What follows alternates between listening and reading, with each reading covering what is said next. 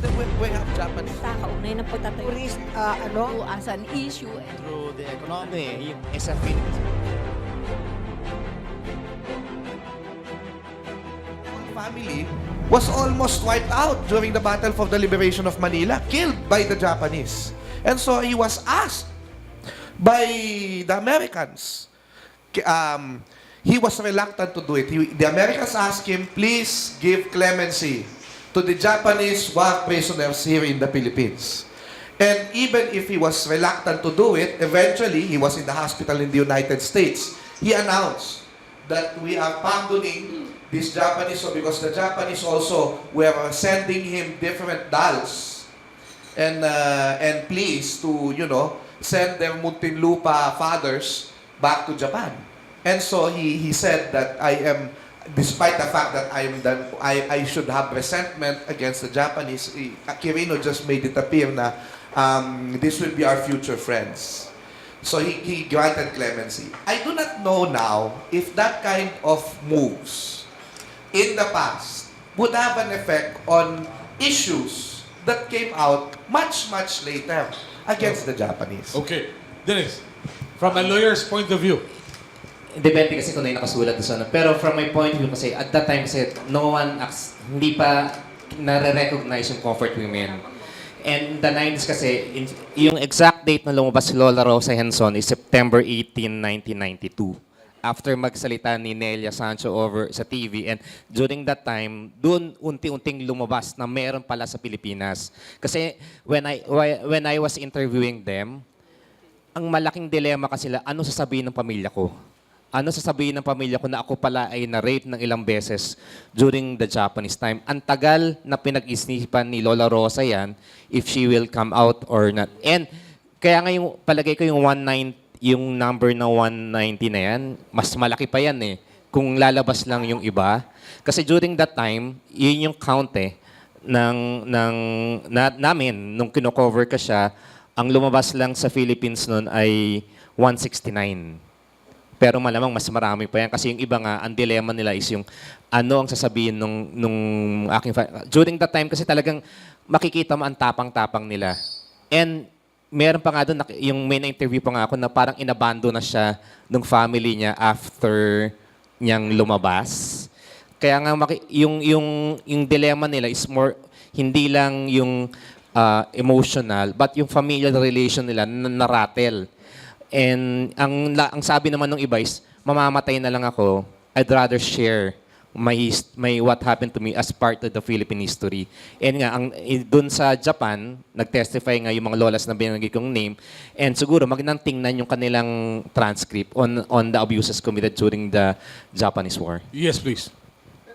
I think whatever legal issues regarding the comfort women and peace treaty of that was signed or whatever should not still be used as a reason to stop the establishment of commemorative monuments. Ibang usapin yan, no? I mean, look at the Japanese themselves, no? I mean, they're commemorating their war criminals every freaking year, no? At the Yasukuni Shrine, huh?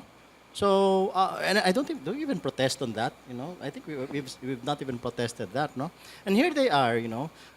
They're going to say something about what we did, which is an actual, which is a monument commemorating an actual atrocity. And here's our government now finding all reasons to justify the Japanese position, no? Which is totally reprehensible. Okay, the legal issues of the peace agreement have no relevance at all to the setting up of a stage. It's as simple as that. Okay. Isa pa the emperor and the empress, kasi we're really friends with Japan now. And in fact, I admire their commitment to peace in today's time. And I also admire the gesture that the emperor himself and his wife, that they went to the libingan ng mga bayani and bowed in front of the tomb of the unknown soldier. And then, of course, you have all these ambassadors, and I actually pity them because when they go to Bataan, some of the Filipino war veterans will say, oh, after ng commemoration na ito, palakarin natin papunta ng Kapas itong I mean, of course, the resentment was still strong. But the Japanese ambassador would always say his personal apology. Oh? So, it's a very, kumbaga, parang let us not make this big. Actually, tayong mga Filipino, wag nating palakihin yung statement ng isang minister, no? Because even the Japanese emperor... Aling minister to? Oo Ate, nga. ano yung usapan? Hindi, yung sa Japan. Kasi parang ang nangyayari, parang yung emperor nga nila nagbabaw sa ating shrines Pero ito minister lang. So, kaso, why is the international media and some international observers, why do they think that this is important? Kasi actually, sabi sa akin ng isang observer, this really became an issue because the international media picked it up first before we picked it up. Na this is actually a very big thing. Okay. So, why? Some people are saying, I don't necessarily agree with this, but because they actually see in a more geopolitical perspective that, yun na nga nakakalungkot because I'm also Tsinoy, although I don't speak the language. Suspect yung Tulay Foundation. Because it is the Filipino-Chinese community, again, who said that this statue should be here. And parang ang nangyayari, they are seeing this as a parang a part of the proxy war between America and China. Because Japan is actually seen as an ally of America. And although I may not necessarily agree with it or I haven't studied it yet, this is something that we can also look upon when people are interested in these kinds of issues. So it's not, hindi na lang ito historical, nagkakaroon ngayon ng geopolitical implications. Yung mga maliliit na bagay na akala natin, common knowledge na. Because the comfort women is common knowledge among historians, among Filipinos. Okay, yes, Tessie. That's ridiculous to put a geopolitical connotation here, no? Playing the racist card, deliberate ng mga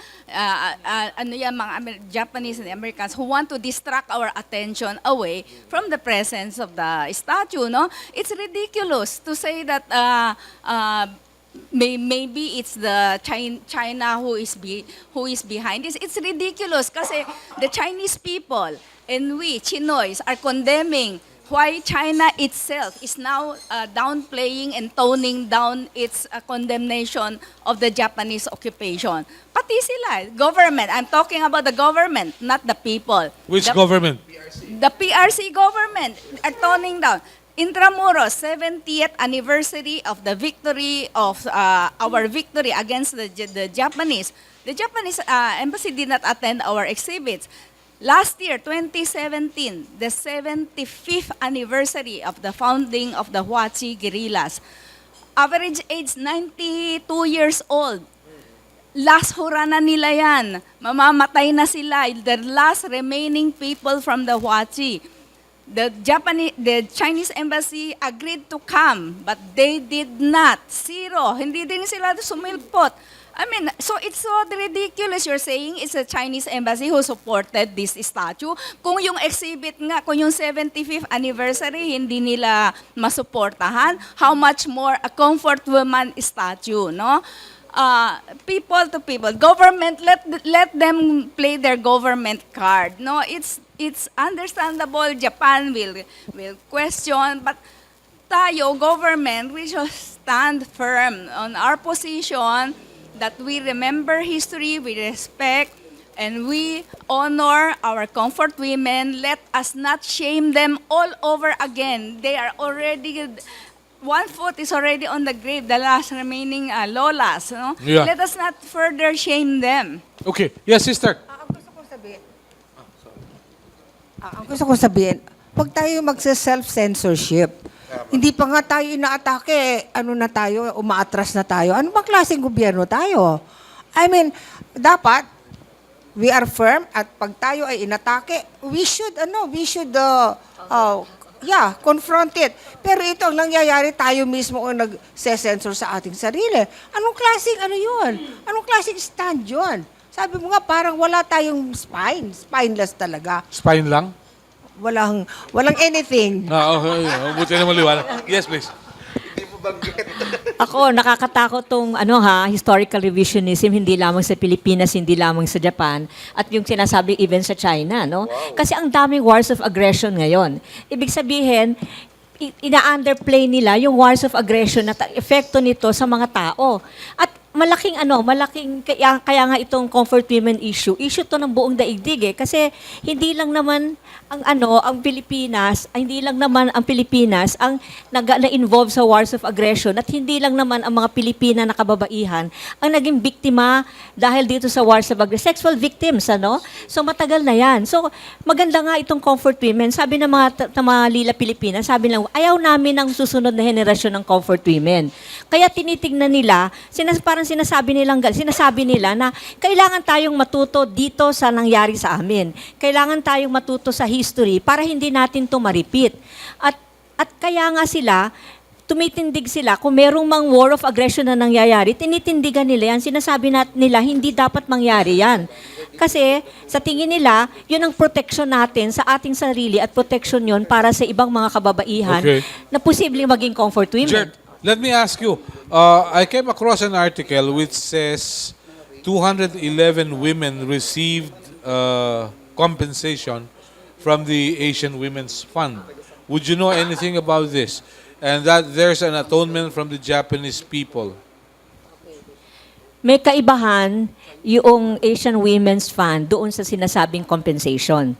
Kasi itong Asian Women's Fund ay private ito. Private initiative to. Ang hinihingi talaga yung official na apology from the Japanese government na hindi kailanman nila ibinigay.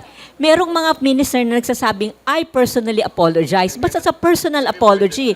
It's not an apology from the government. So, kung titignan mo, even yung stance nila yon, pinapakita na ayaw nilang i-recognize historically yung nangyari. At lumalabas na nga ngayon na yun ang ginagawa nila, ini-erase nila sa kanilang kasaysayan. Yeah. Yes, please. Background lang doon sa Asian Women's Funding kasi it was put up starting July 1995. That's 1 year yan. 1 year na mag-raise ng funds yung individual and corporate donations. So, yung mga hapon mismo, walang involvement yung government dito. So 1 billion yen. 1 billion yen, tapos i-turn over nila yan sa comfort women claimants. And after nabuo, ang naging stand nga ng Lila is hindi nila nire-recognize yung fund because hindi yan yung pag-sorry ng Japanese government. Ang nangyaring, during that time na may nag-start ng tumanggap nga yung ibang lolas, doon nagkaroon ng issue yun, bakit kayo tumanggap? Pero based on the statement kasi sa akin natin ni Nelia Sancho, kasi during that time, she was the spokesperson. It's okay because we recognize your humanity. Kailangan nyo ng panggamot. But it will, as an organization, Lila Filipina will still pursue the apology from the Japanese government because that is not a private, that's It's not negotiable. Not negotiable. Mag-sorry kayo. Tapos iba pa yung compensation from the government. I'm not sure what happened. Kasi during yung testimony nga doon sa Tokyo District Court, na ang nag-testify sa Pilipinas nga natin is, I think, 5. Out of the 200,000 na documented comfort women nila, during the time 169, hindi ko alam kung lumampas kung 201 yan. Lumampas na ng 169 at that time, 1997 kasi ang count nila 169, 1997. Tapos siguro lumaki nga kung 201 tumanggap. And ang 211. 211. Siguro umakyat sila, may mga lumabas pa after nun. Yes, please. Para clear, there can be no reparations at all if they refuse to even admit that and recognize that there are comfort women. No? Ang sakit pa niyan, yung some of the Japanese, yung mga revisionists will say, prostitutes daw yung mga yan, binayaran daw yung mga yan. Tapos sabihin pa, volunteers daw ang mga yan. They use euphemism like that. No? Kaya there can be no reparations until and unless you accept the fact that there is this event that happened. If you refuse to even admit the existence of the comfort women, how can there be reparations? Ano sinasabi mo 1950 na binayad na daw na reparations ng ating government, di ba? kung wala nga recognition. And now, kaya sabi ko, timely siya, kasi nga, nag-i-increase, nag-escalate because of the economic relations, because, you know, we need peace. But peace is not just the absence of war. No? Peace is a recognition of truth. You have to remember, open the books of the past to go forward to the present. Kung hindi, anong gagawin mo? Okay. Yeah, very well. We'll open the floor to questions from our colleagues from the media in a short while. Yes, please. Last na lang, ano? Wag muna. Hindi pa, tuloy pa tayo. Hindi Oo tayo- nga, hindi of last course. yan. Pero may implication din for the request to remove the statue. Because that's even, you're now finding a larger trouble. No, you're searching for a larger trouble when you remove the statue. Why? Because, again, the statue was already installed. The National Historical Commission marker is already installed. Therefore, it is now subject to the heritage law of 2009, which you cannot take away these things. You cannot place them anywhere. You cannot, remove them anymore. They are now part of the heritage of the country. Once installed and once the NHCP marker especially makes that in a way, official. Yes, please. The ones supposedly who asked for the removal, the first one who made a statement to ask for the removal, are the travel agencies now. But I talked with them, and they said, no, we don't even know, we are not even aware that there is a comfort woman statue. No, the presence of a comfort woman statue will not affect Japanese tourist presence in the Philippines, arrival in the Philippines.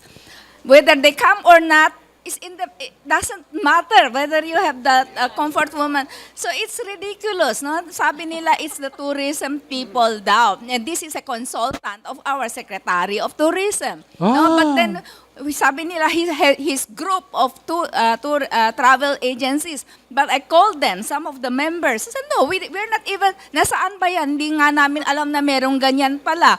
Bakit nila sasabi? They don't represent us. The Japanese tourists will come or will not come if you have your good infrastructure, if you are attractive enough, no matter how many statues you have, if there are no terrorists, no matter how many statues you have, it will not affect their Okay. coming here. Very well. Yes, please, Joe. Actually, this is not the first marker memorial to the comfort women, okay?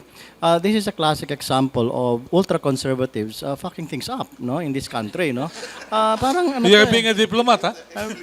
Yeah, patangin na silang lahat punyeta talaga kasi Easy. so, but seriously, the thing kasi dito is that there is an existing marker in Loton. In Loton. City of Manila din. So, under the term of Litotiansa, if I'm correct, right? So, the point here is that, where was the diplomatic flap that happened? No? When nothing, di ba? Yeah. It's detailed. It's detailed, no? So, wala, nothing, no? So, this was a series of miscalculations again, done by the Japanese and our own government that created now a very big issue. Di ba? Parang ganun, no? So, Okay. I came across a statement from Tulay Foundation, no? Hindi nakarating si Dorian, but he sent a statement.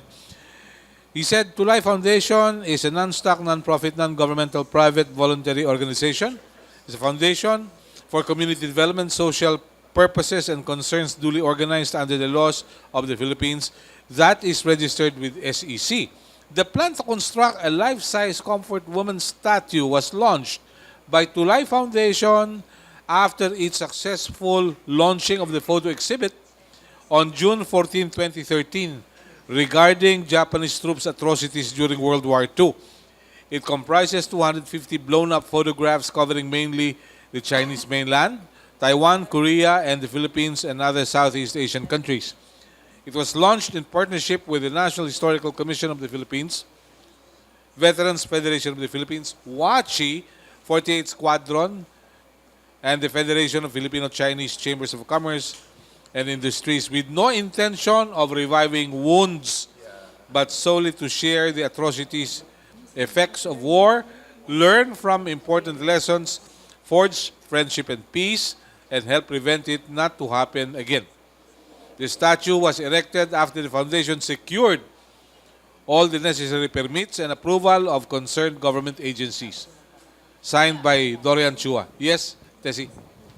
That's why it's also not true that gaya-gaya that we are copying Busan, Seoul, and San Francisco. Theirs is 2017. The first time I was consulted about that statue was 2015. It took 2 years for all the permits to be gathered because it coincided with that controversy on the Torre de Manila.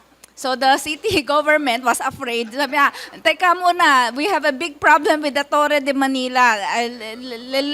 Let's settle this first. So they kept on delaying. In fact, if you talk to the sculptor, he really pushed na, sige na, you do it because he has finished it for a long time already. And syempre, the wear and tear, nasa bodega, it's just in the warehouse. No? That's why it's not true that we just copied all the presence of all other statues. We are ahead of them. No, not just the 2013. Kasi the other exhibit that we put up in Intramuros was with the Nanjing Massacre on the first floor, the Nanjing Massacre exhibit on the first floor of Bahay Chinoy. And the upper floor are all the massacres that happened in the Philippines, including the ones in De La Salle University, etong sa Bayview, yung whole-scale massacre, San Pedro, Laguna. No? Kaya yung mga Chinoy, they're crying, why a shrine for Japanese soldiers in San Pedro, Laguna when the biggest massacre occurred in San Pedro?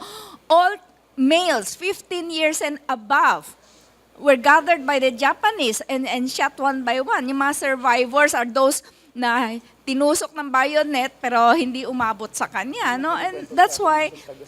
They live to tell their stories. Yes, we had those exhibits, no, and good enough. So after all of those events, then they thought of this Comfort Women statue. So when I was consulted, I said, number one, yes, Tulay Foundation exists. It's not a bogus fly-by-night put up by anyone just to put down the Japanese. Number two, Manuel Chua is an upright gentleman. He's already past 80s. So I think you should approve it sooner than later kasi matanda na yung tao. And he was confined sa Fort Santiago. He died. He died without seeing the Comfort Women statue, no? Kaya sayang, namatay siya 2 years after namatay siya bago na put up. That's why Dorian, the son, really had to obey the wishes of his father to really put it up and stand by it, no? And expect that the government will stand by all of us. Tayo yan. Hindi naman do not play the racist card. Kaya nga sinabing Chinoy, Pinoy. Our blood may be Chinese, but our roots are deep here in Philippine soil. Our bonds are with the Filipino people. So do not question our nationality here, no? Okay. Do not play the racist card just to distract our attention away from the real issue. Yes, Gert, we'll open the floor to our colleagues from the media. Yes, please. At saka Lila Pilipina ang kasama diyan, no? Kaugnay nung pagpaplano ng estatwang yan. Hindi lang 2015, 2014 pa nila pinag-uusapan yan eh. Kasi nga interesado talaga yung tawag dito, yung sa Tulay Foundation na talagang ng isang memorial dahil nakita nila yung atrocity talaga ng Japanese, ano. Basahin Yes. ko lang yung ano talaga yung nakasulat doon kasi kanina galing ako doon pinicturean ko siya. Ang bantayog na ito ay alaala sa mga Pilipinang naging biktima ng pang-aabuso sa Pilipinas noong panahon ng pananakot ng Hapon, 1942-1945. Mahabang panahon ang lumipas bago sila tumestigo at nagbigay pahayag hinggil sa kanilang karanasan. And that's factual lang yan. So there's nothing controversial dyan. Walang inihingi may dyan, apology. Factual Okay. lang yan. All right. Thank you for mentioning that. We'd like to open the floor to our colleagues from the media. We have a microphone there. Pakilinya na po. Please introduce yourself and go ahead with the question. Hello. Yes, please. Hello, yes. Good morning to everyone. I'm Renz Chan from psst.ph. We're a magazine website. Now, before I would ask a question, I just interviewed Ma'am Tessa. I think you know me because I would volunteer sometimes sa museum. I have interviewed some people from San Pedro, Laguna, and one of them is now currently connected with Philippine Star. His uncle was a survivor of the San Pedro massacre. Okay. His, what they call this? His one of the ear daw of his uncle was decapitated by the Japanese. Since you know how to speak Nippongo, I think there was closer relationship with the Japanese officer. Tapos tinulak na lang daw po siya, kaya daw nabuhay yung uncle niya. And then kinagabihan, his uncle was able to slip Okay. out of the, what they call this? Okay. Yeah, the question. Okay. The question would be, are there any ballpark figure with regards to the number of, let's say, comfort women or those women which were raped by the Japanese or abused by the Japanese here in the Philippines during the 3-year or 3.5 year of occupation? Because there's some survivor which I have interviewed before. They're all dead Yes. right now. They would say that there are at least 500,000 Filipina women daw that Daw. were but they could not really because Okay, some of them thank you. died. Thank you for the concern. Yes, Gert. Actually, kung sexual abuse ng Filipino women, marami yan, ha? Tawag dito, pag comfort women, ang ballpark figure yung sinasabi nila is about 1,000. Pero marami dito ang namatay. Namatay na bago ma-liberate pa, no? At yung naglumabas na ito, mga survivors ito. Ibig sabihin, 2 beses na silang nag-survive. Sinurvive nila yung pagiging comfort women, sinurvive din nila yung Japanese period itself. Pero kung abuse ng women, marami yan. Kung titignan mo, no? Kasi nga, we are really defining comfort women as yung talagang sex slaves. Yung talagang pinwersang nandoon sa bahay na hindi pinapalabas at talagang pinipwersang mag-sex sa mga Japanese. Yung mga na-rape na hindi naman dinala sa mga what they call comfort station, we are not even counting that as comfort women. Ito yung talagang sex slaves talaga na confined, talagang prisoner sila doon, hindi sila makalabas. Yun ang tinatawag nating comfort women. Saka may difficulty rin kasi in ascertaining the exact number. Dahil nga, yung kay Lola Rosa Henson pa lang, ang tagal bago siya lumabas.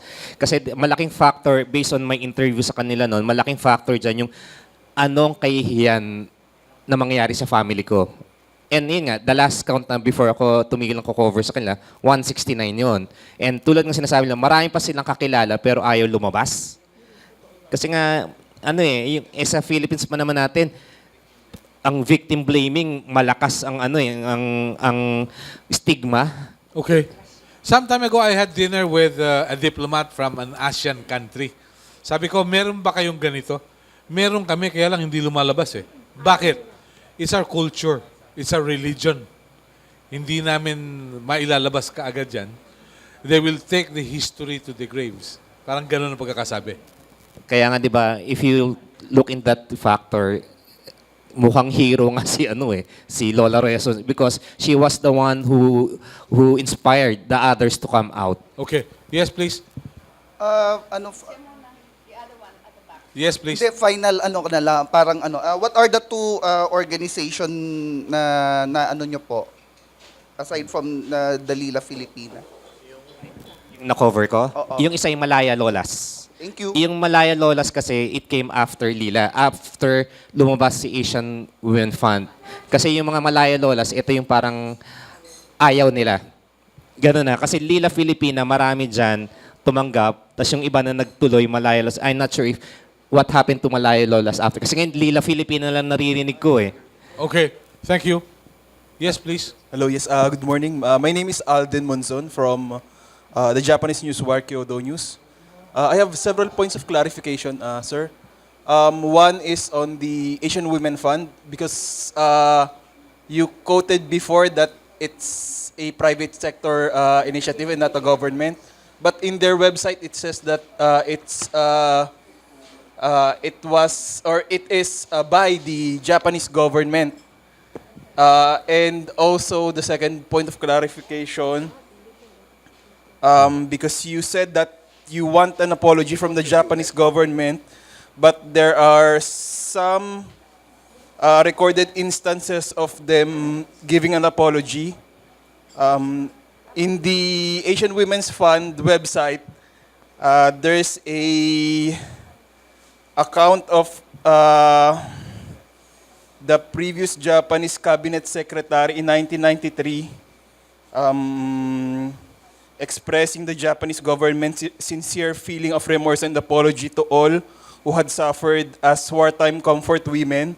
And another instance is in 2014, when the then Japanese ambassador to the Philippines gave a speech in Bataan during the Araw ng Kagitingan, citing the same remorse and heartfelt apologies. Okay. Let me add to the information. What I have with me is from the website, which says it was founded July 1995. In addition to the donations from the public, the government of Japan contributed approximately 4.8 billion yen, including for the operations of the Asian Women's Fund. It was dissolved in 2007. Yes, please. Ngayon, tawag dito, nag-donate sila. Pero ang Asian Women Fund remains a private foundation. No, 'yun ang isa. Tapos ikalawa, kahit man sinasabi ng mga opisyalis ng Japan na sila ay nag-apologize, hindi 'yon bilang personal 'yon, no? Oo. No, so hindi official, no? So ano 'yan, tawag dito. Kaya ngayon ang isang kinakaano ng loob ng mga ng mga comfort women kasi alam naman pala nila na nangyari, bakit hindi official yung apology na ibinibigay? Tess? Yeah, there are many records of personal apologies from cabinet ministers in Japan, from ambassadors, but there is no official apology from Japan. And in fact, the official is Shinzo Abe, the prime minister, reversing everything and reversing what has already been said before by saying na it's something that has not been proven. No? So you check 2015 or 2016 when he was lamenting about the Korea statue. He reversed whatever was already said because of his stature. Okay.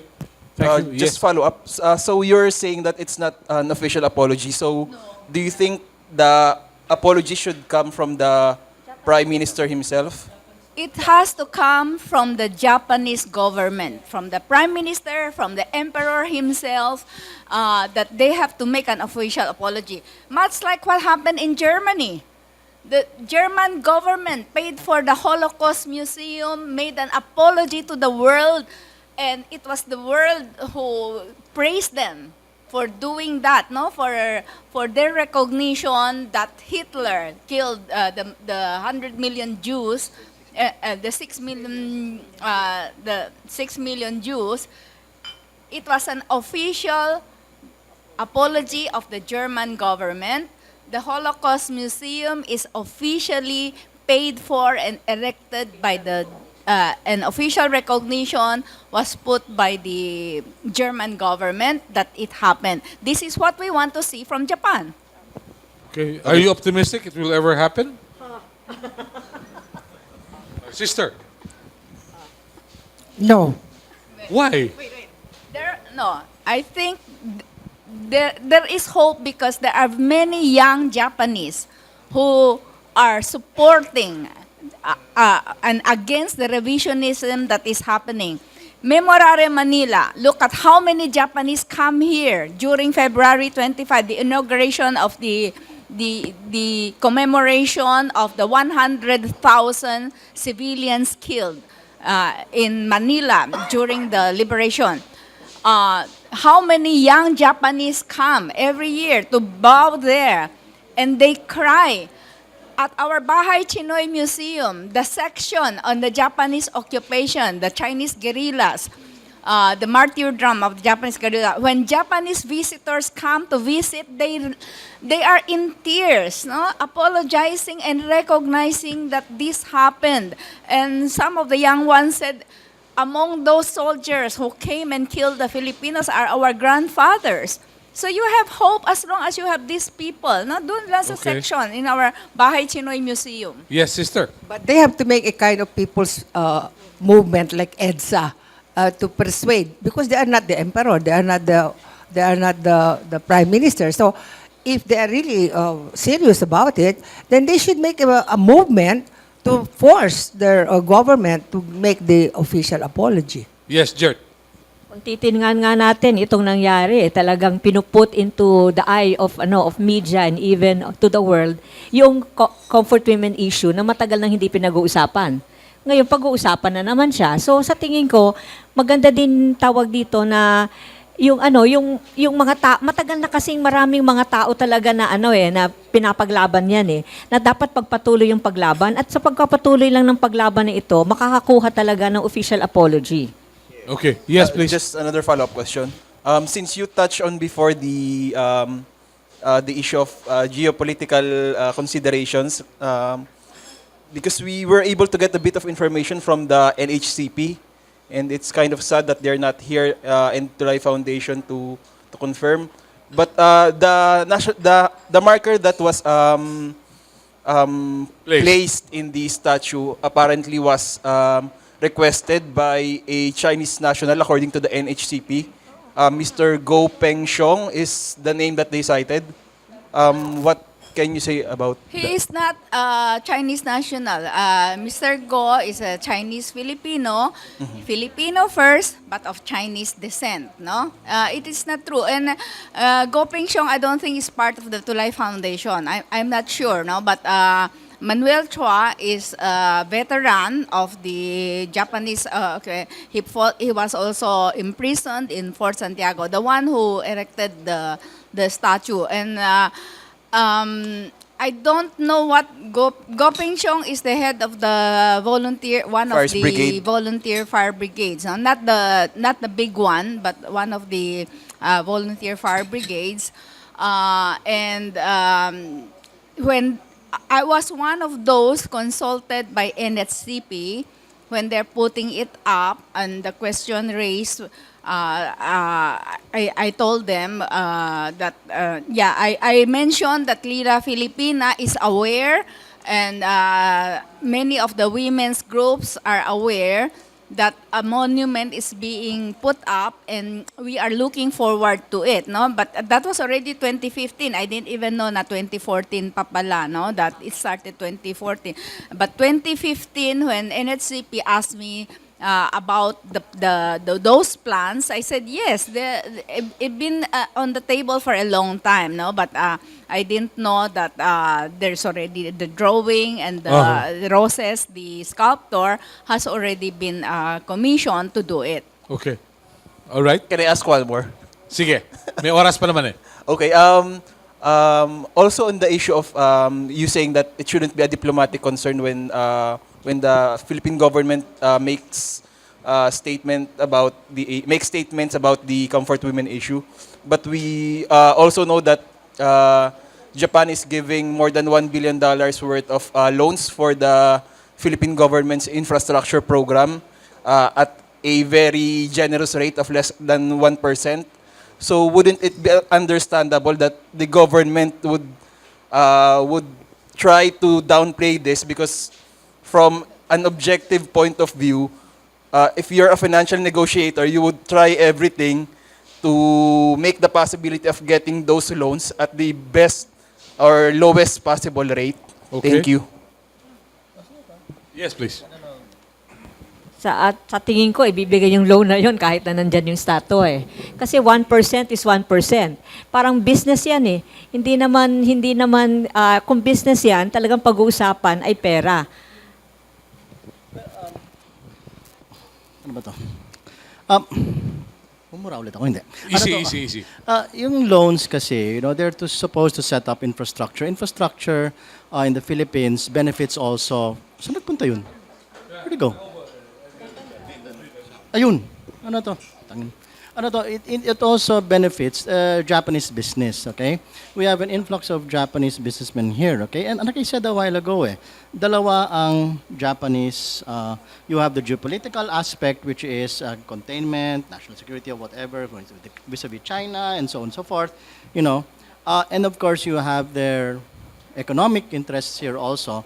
And those two are totally independent of a statue in Roxas Boulevard, no? If so, then that marker in Liwasang Bonifacio would have been enough already to stop all of these investments, because that marker is even more graphic than that statue.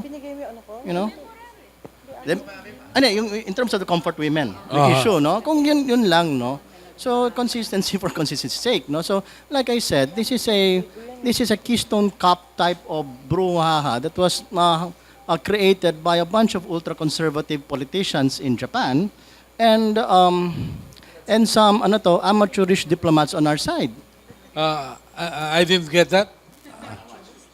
How was it? What was it? Which one? Amateurish diplomats on our side. Okay. Thank you. Yes, please. Yeah, good morning everyone. Juvie de Guzman of DWBL. Ngayon, ask the expert, sino po ba yung mas kailangang maging responsible dito sa pagkakamaling to? Kasi alam po natin, tama po kayo. Binanggit po ninyo na magkaroon sana tayo ng respeto dun sa mga sinaunang history. And ang akin lang po, di ba dapat ang DFA, Department of Foreign Affairs, ang dapat na umayo sa problemang ito? Kasi po, sila po yung natatakot di ba? Natatakot sila sa relasyon ng Japan at saka ng Pilipinas na masira because of this issue. Pero ang sinasabi niyo po, ang concern natin dito, yung history na nangyari na hindi dapat mawala. Di ho ba, sa inyo po, sino po yung expert na pwedeng sumagot? Bakit kailangan na patagalin pa ito since na nandyan na yung statue? Bakit kailangan alisin? Okay. Yun na nga yung history. Sige. Okay. Anybody would care to answer the concern? Coming from, kasi ako, I've Yes, noticed sir. this ugaling Pinoy Pinoy no? Nakakainis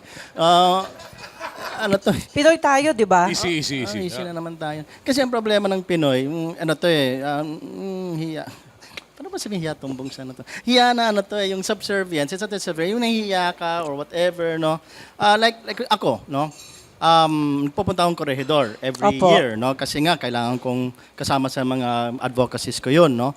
And then, yung Japanese tour guide, yung tour guide para sa Japanese is at Pinoy. Pero yung kanyang rendition ng tour spiel niya is different from yung tour spiel ng English-speaking Yes. tour guide who's also Pinoy. Yes. Why? Kasi para hindi ma-offend yung sensibilities ng Japanese. No? So this goes beyond yung DFA. No, this goes beyond the DF. It's a problem sa atin. Kaya nga sinabi ko kanina. It's a mindset problem. It's a mindset problem yes. and I think most of this is driven by either nahiya or driven also by yung opportunism na sayang yung pera no, baka yung takot na napakababaw no, yung Yes, sir. tipo, no. Di po ba mas maganda nga na sabihin natin yung pangit na ugali ng mga Japanese before? Kasi I've been in Japan also. I've been there for so many years. Ang nakikita ko, yung dignity natin, mas mapiprevent natin kung alam natin na meron silang nakakahiyang nakaraan na maikukorek nila sa kasalukuyan. Di ho ba? Yes. Professor. Ay, ma'am, yes. Sa totoo lang, alam mo, mas mahusay nga na i-recognize nila yung portion na yun sa kanilang Opo, history. yun nga Kasi po. katulad doon, yung kanilang sinasabi ng yung kanilang kabataan, umiiyak, etc. Kasi walang closure Kasi Opo. hanggat mo nire-recognize yung portion na yun ng history mo, kahit na gaano kasama, walang magiging closure yon para sa yung mamamayan. At wala din magiging closure yun doon sa mga naging biktima. Opo. Kasi lagi na-revictimization talaga yung nangyayari. No? Yes, Siguro Prof. para lang maintindihan din natin kung bakit ginagawa ng Japan yan, ganito. I'm not saying that I agree with this, okay? But to the Japanese perspective, yung ordinary Japanese, World War II was also painful. Aggressor sila, pero most of their soldiers never came home. Never came home. So, yung mga soldiers na yun, nagawa yung mga atrocities, and then they did not come home. Yes. And so the grieving families, for them painful. A lot of the people who were there during World War II, nagsisisi sila. Kaya nga, ang laki nung culture, peace culture na Opo. binibuild ng Japan. The problem is, because it was too painful for them and they just want to, yung, kumbaga, yung itaas yung kanilang moral Opo. and lift their spirits and yung head nila ay mataas, ang kanilang strategy is, okay, we know that, and I read this in the books that I bought from Japan. No, hindi ako galing doon, pero may pinadala sa akin. That the war happened. But that is a very painful history for all of the concerned, ganyan-ganyan. And then Yes, tapos sir. na. So, ang nangyayari, parang hindi na lang nakakahiya din for themselves. Now, I will understand if the Japanese will do this. Pero kung ang Pinoy, dahil lang ang Japan, nagre-react na parang ganyan, yun ang medyo masama. Kasi bahala sila sa history nila. Kung ganun nila gustong maalala yan, fine, wala tayong pakialam dyan. Pero tayong mga Pilipino, kung paano natin inaalala ang ating kasaysayan, is our concern. Tessie. Yes. In fact, Japan will respect us more. Yes, that's If true. we stand our ground and stand our position, it will even look up to us. None of the other countries, Sydney, look at how they threatened Sydney, no? Korea, the public buses in Seoul, the front seat, there's a statue of a comfort woman. Yes. Bus number 151 stops in front of the Japanese embassy. When the door opens, you see a comfort woman seated there, no? But did it affect the economic relations? Did it affect the reparations, No. the trade not. partnership, and everything? They will look up to us if we stand our ground. They will give us more respect, no? Yes. I mean, huwag nating insultuhin ang ating sarili. Do Yes. not shame us in front of the community of nations. Okay. Yes, Ma'am Tess. Actually, I was Okay. about to Juby. say that. Juby, Yes. next naman. Kukulangin tayong oras. Okay, thank you. Hindi natin kayang mag-serve ng tanghalian. Thank you.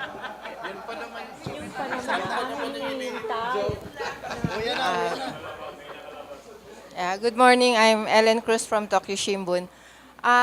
Last Friday, Secretary Cayetano. Silence, please. Silence, please. Last Friday, Secretary Cayetano said he is there's an interagency committee being formed to probe, to investigate how this statue was formed. So, Ganito. what is your comment on that? Ako na lang I wish two things for this issue. Number one, for the statue issue to die a natural death. The statue issue, meaning, kasi nakakahiya yung reaction natin So yung the statue issue, tapos tatanggalin pa, wag nang tanggalin, and then you let it die a natural death. But since the comfort women issue came out again after a long hiatus, is very good. At least, again, even if it's not in the books, the children who are listening to the news and, yung internet, will now ask, what are the comfort women? And in fact, even as teachers, we do not forget that. We talk about it every now and then. And it is not true that it's not in the books. A lot of the books now are telling the atrocities of the Japanese. And marami ng publications in the Philippines about it. So, it's actually, the problem is sometimes hindi lang tayo tumitingin. Pero meron talaga. Follow up. What do you think of that government reaction that it is investigating how this statue was formed? What's your reaction on that? That it's the government itself. That was my first statement. I think you came late, di ba? That was my first statement. We have to uphold the dignity of our country and our people. It is shocking that our government is now still discussing convening an interagency to investigate what is there to investigate. No? There is only one stand that the government can take and should take. That is to support the comfort women issue, to support the presence of the comfort women statue. No? It is senseless and it's humiliating and it's disgusting to see that now they are asking and saying that they want to convene I mean, we need a direct categorical statement from the government that it supports the presence of the statue and it recognizes the event, the comfort women, the presence of the comfort women in our history, and will recognize it and put it in our textbooks. That's the only way we can have closure, no? Hindi pwedeng yung bakla na statement na ganyan. It's so spineless.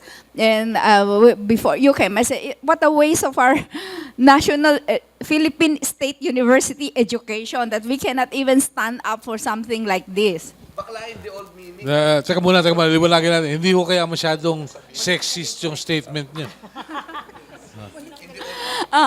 Hindi naman lang siya yung sinasabi ko eh. It's all the government agency. Yung bakla in the old meaning na napaka-weak, napaka-spineless. Wala ko kayong pinapatamaan dyan. The word is mainly... Yeah, sorry. Yeah. Ang tawag natin, the Lola generation, not the Tito-Tita generation, the Lola generation. Okay. Generation. Okay. Na napaka-spineless for us to be at this time saying yung it was an easy way out to backstop by saying na no, we'll wait for the interagency response to this issue, no. Right now there is no other stand that we can take, no, except to support it and then not to complicate the issue but accept the comfort women event happened. Okay. Yes. I think even in the administration, there's some confusion regarding this. Some seem to be distancing themselves from the DFA. There's a report that the Office of the President doesn't want to, have its hand, doesn't want to have anything to do. They kept quiet. So you can see very well that there is, because you know very well that, like I said a while ago, and what also Xiao was saying, that this turned into a big issue because of the miscalculations of the ultra-conservatives in Japan and the amateurish diplomats here. Okay. So if it is any consolation to you, Tess, Dr. Clarita Carlos made a study about bureaucracy some years ago. If an ad hoc committee or interagency committee is tasked to do something, it will fail. So don't worry. That's what they said in her book. No? Carlos is our favorite professor in UP, the same professor of Alan Peter Cayetano. Okay. What was Jane? I really don't know about that. But yeah, yes, please. Sa issue lang nung removal nung statue diyan sa no? So simula pa kasi talagang ayoko nang itayo yan diyan eh. Kasi hindi ko type yung pinagtayuan ng statue eh. Comfort women, tapos ang katabi, public comfort room. Pwede ho bang ilipat natin dito yan sa kabila? Kung yan din lang ang pinag-uusapan, yung removal no. So sinasabi kasi kung si Max Sullivan nga may bantayog dyan, yung pa kaya? Yung pa. Pagpalitin kayo natin. Si Max na lang doon. Hindi statue ang alisin ninyo, yung comfort room ang alisin ninyo doon. Yun ang ilipat. Yung comfort room ang ilipat, hindi yung statue. Yun nga, pagpalitin na lang natin dapat dito siya. Okay. Wag naman doon. Well, take it. More questions, more concerns? Habang nag-iisip sila ng tanong, some people also, since I said that I was going to this forum, one historian parang meron siyang concern. She says that the comfort women issue happened, but she had reservations on the building of the monument. Why? Kasi daw, hindi lang naman daw comfort women ang biktima. Parang kung hindi lahat na lang lagyan. Pero ang clarification siguro natin dito, this is not the first monument for the victims of the war. Kasi marami actually memorial. Kasi parang ang monuments, the concept is parang heroism. Diba dapat na lumaban or nagbigay ng serbisyo sa bayan. Pero yung victims actually, yung memorialization of victims is also the function of monuments, just to clarify. Like for example, yung tawag dito, yung Memorare Manila 1945. That is a monument already encompassing all of the victims of atrocities, civilian, during World War II. Of the specific battle, the battle for the liberation of Manila. The Memorare Manila Memorial is for that specific battle. Correct. And it should not stop, let's say, Laguna and Batangas to come up with their own Their own, memorials. yes. To, because they're the forgotten tragedies. Eh. In fact, by the way, even here in Malate Church, there's another memorare here. No, because may massacre din na nangyari dito, especially in Ermita, no? And of course, yun na nga, aside from the memorare, ang daming mga markers na rin na ganyan, na nagko-commemorate ng sacrifice, ng suffering of the people so that we will not forget. Okay. Yes, please.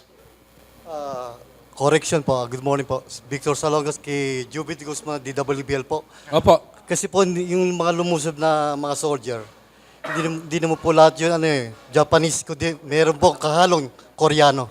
Korea. Okay. So reaction, Ano po? reaction. Wait lang, I clarified this to Professor Ricardo Se.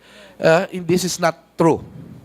Okay? Hindi totoong Koreano ang karamihan sa mga sundalo. Kasi parang, this is a way of deflecting the Japanese responsibility because people are saying na the Japanese are very, very, parang magalang, no, and all of that. Respectful people, which is true. Pero ang problem nga, kaya nga masakit also for the Japanese. Because they also have a very, very high tradition of following orders from authorities. That's why when the Japanese thinks na, it was the high command who parang sila yung may kasalanan kung bakit yung mga kamag-anak namin hindi na namin makita dahil namatay na sila following the orders of these people. That's why masakit din sa Japanese, ordinary citizens of Japan. Kaya nga sana yung government na lang hinihintay natin because I know even the people of Japan are also sympathetic to a lot of our plight. Yes, please. I already answered that kanina. I already said that the entire system is established by the Japanese imperial military. No, so you do not use that type. But this is a ridiculous assumption to try to put it to that because Koreans or whatever. But at the end of the day, it was the imperial high command that did that. Okay. Although it's true that there were Taiwanese guards because Taiwan were at that time part of Japan and there were Koreans. But most of them are Japanese and they were identified by Filipinos. Actually, let's say, hypothetically, katotohanan yung kalokohan na yan, no? Dapat na-overthrow ng mga Koreano, yung mga Japanese. Lahat pala mga sundalo, Koreano pala daw, di ba? Hindi nila alam yung kudita Kalokohan. Yun din kasi ang punto ng comfort women na sabi systematic ito na ito ay ayon doon sa high command ito. Ibig sabihin policy ito na hindi ito isa-isa dala-dalawang mga sundalo na nakaisip na gawin at ginawa ng marami pang mga sundalo. No, yun ang inaano natin, comfort station were actually based on the command of the high command, no? So yun yung point. Maikli lang, but it's good that you are asking. Because at least we can now clarify here on media and all of you hopefully will write about it, that this will be corrected. Okay. Yes, please. Good morning. I'm Celerina Monte from the Daily Manila Shimbun, Japanese newspaper. Kay Ma'am Angsi. Ma'am, would you tell us how much was spent for the construction of that statue? Any estimate? I'm not sure, no, but our monument in Silang for Jose Ignacio Paua, it's a 9-foot monument, much higher. It's a life size. It costs about 300,000. So this one I don't know. No, you have to ask the Tulay. Dorian. It could be lower. Jonas, yes, Jonas Roses. It's the statue that we have is the most beautiful of all comfort women statues in the world. And it is standing up in dignity. It's not seated down. It's not cowering in shame. It's standing up with dignity. No? That the comfort women is finally standing up after a long 50 years of silence. It's standing up to be recognized, and it is up to us not to shame them again. Thank you. While you have mentioned earlier, but with due respect, categorical statement that the Chinese government did not support or did not fund this monument. No, and it is very ridiculous that they will fund something like this when they themselves are already toning down and downplaying the Japanese occupation. No? As I told you, they did not attend the Nanjing Massacre exhibits. They did not attend the 70th anniversary of the victory in World War II that we exhibit at Bahay Chinoy. And last year, 2017, 75th anniversary, the last hurrah of the handful of remaining Huachi guerrillas. They were so sad because one whole table was reserved for the Chinese embassy, and they did not come. They did not grace the occasion with their presence. So it's so ridiculous kasi kahit kami Chinoy, galit kami. Bakit ganyan? Bakit official? But that's official government. Pero for people, even for the Chinese people, they're unhappy about it. They're unhappy why Xi Jinping did not give a speech during the commemoration of the Nanjing Massacre this year, last 2017. No? The people are unhappy about it. But government, kasi siyempre they have to play their own diplomatic cards. So, we repeat, no, none of the other countries succumbed to pressure. None of them even question why is this monument being put up. Let us put an interagency task force to question why this. Diba? It's so nakakahiya nga eh.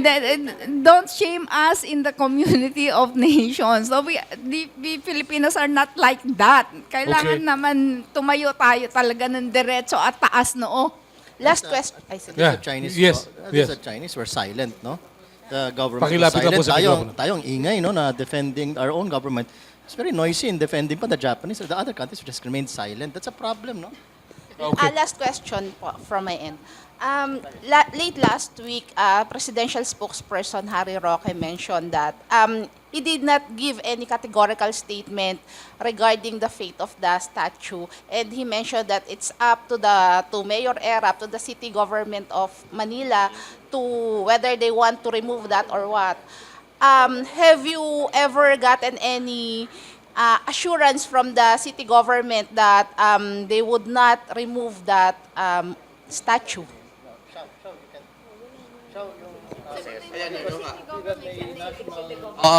The city government cannot remove it na kasi nga parang under na ito sa yung Heritage Act.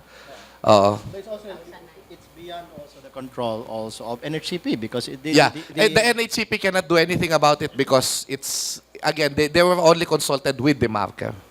So it's only the national government which could really has the authority or the power to remove. They have to change the law. They have to change the law. Okay. Thank you. Yes, just a follow-up question from my editor regarding the apology that you wanted, because you said that the instances cited before weren't official apologies. So what Personal apologies, no? Personal daw. Una. Walang official. Yes, but those people who made those statements are government officials in official function, so wouldn't that qualify as an official apology? They add in my personal. There's a term that they use. In many instances, there's in my personal Capacity. ganon.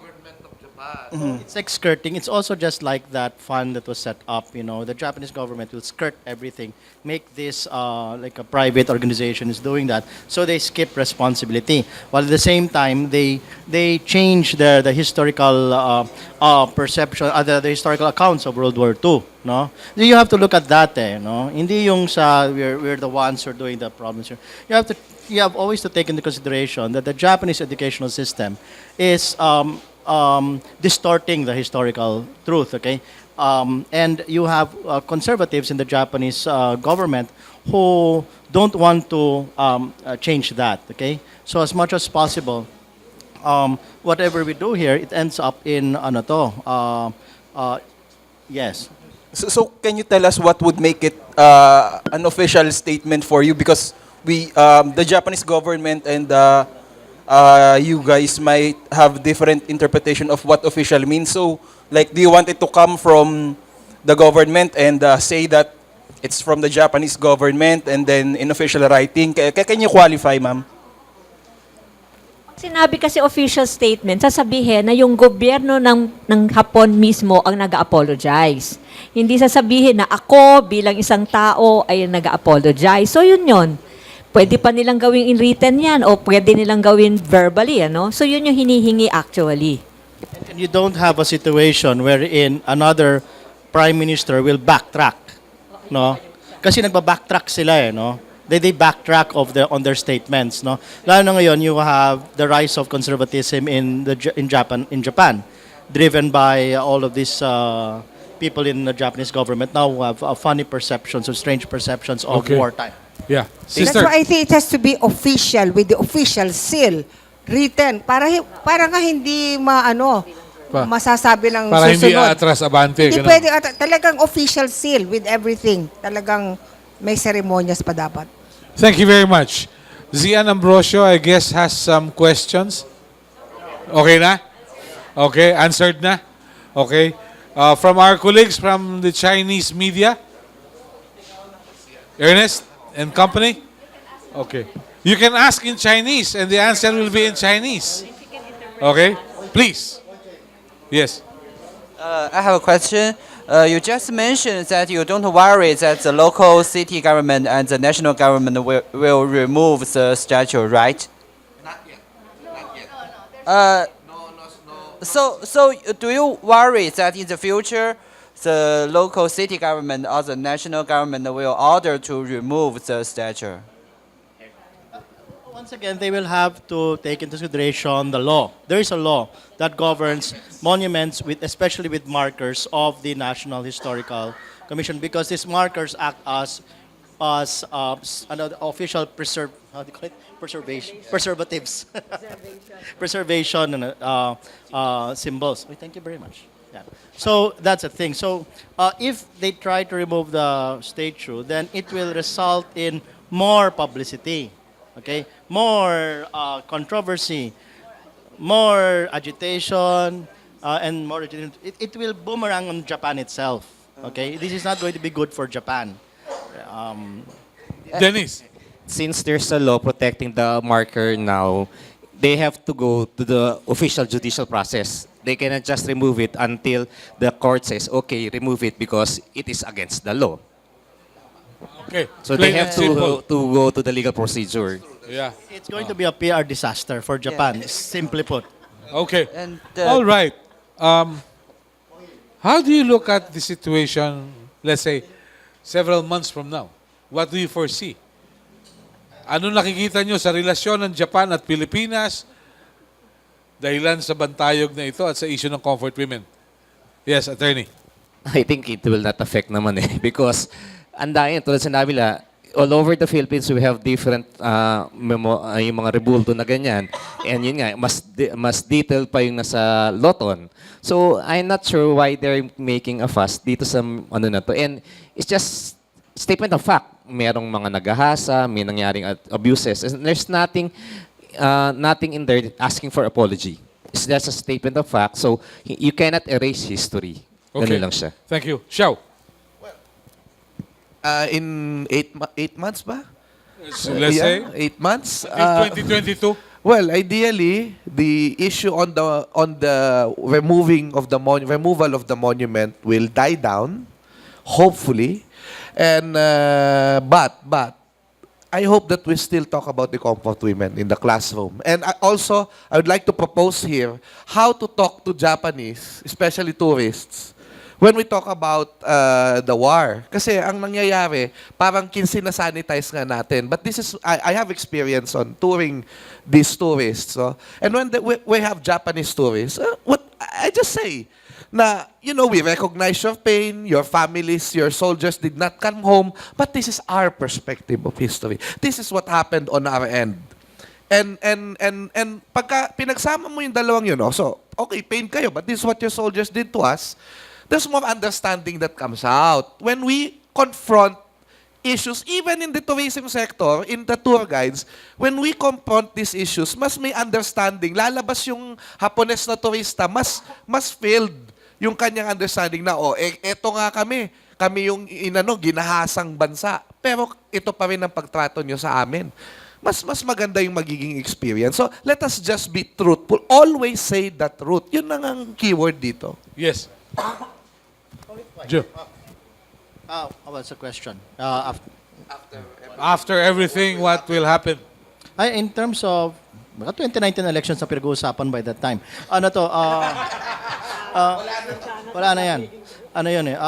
The thing here is that in place, ingrained ang mga bilaterals between Japan and the Philippines. No, you have from the national security aspect through the economic aspects and so on and so forth. Maybe in 8 months we'll have Japanese casinos here. Happy si Abe niyan.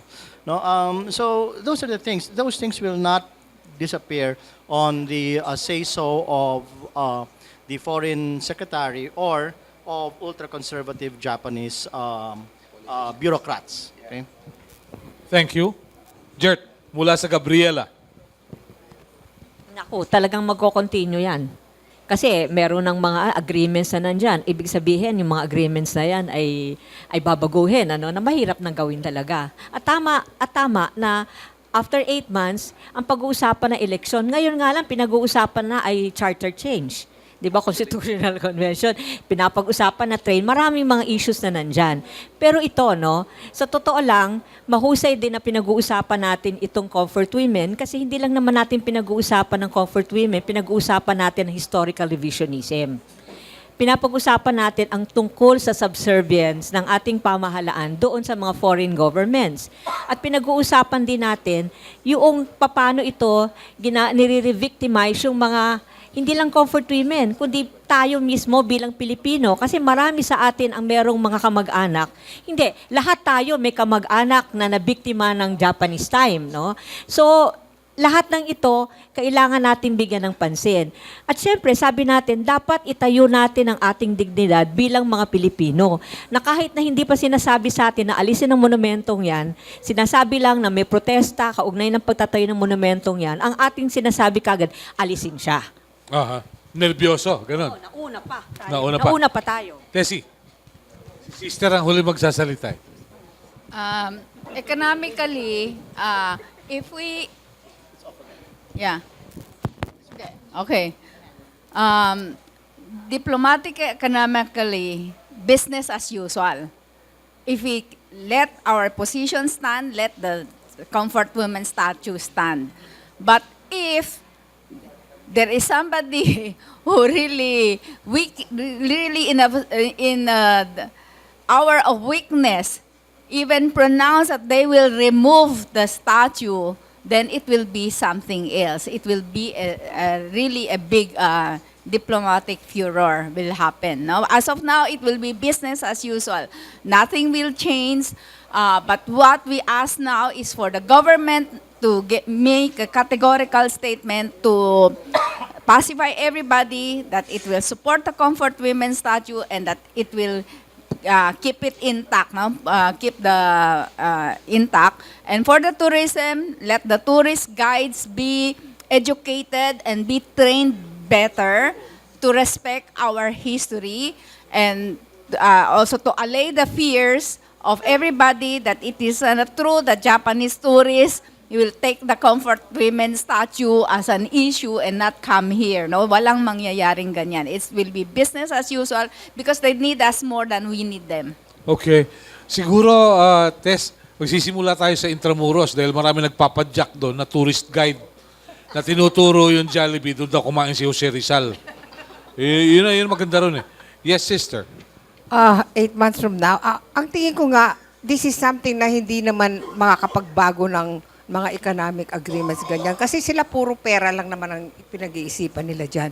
Ang gusto kong mangyari within 8 months is sana mailagay natin as Pilipino sa ating history book itong tungkol sa comfort women. Talagang ilagay natin, hindi yung mga private memoirs and all that lamang, although that's important, But talagang yung historians natin, kayo, gawa tayo ng textbook for lahat ng elementary, high school, college, na nakalagay talaga yung comfort women sa history natin. Number 2, kung ako yung tourist agency, ilalagay ko sa tourist program ang pagpunta dyan sa statue ng comfort women at explain nila kung ano yung nangyari dyan. Okay. Well, with that, we'd like to say thank you to everyone who took time out. I was told that the Friends of Gabriela will be offering flowers to the monument right after the forum. So I'd like to say thank you to everyone who took time out to be with us. It's indeed a pleasure. I'd like to acknowledge Wilson Flores, who came all the way from Quezon City, no? To be with us. May dala siyang pandesal. Maraming salamat po. Ha? May dala siyang pandesal. May dala ka raw ba pandesal, Wilson? Wilson, may pandesal daw ba? Wala. Wala pandesal.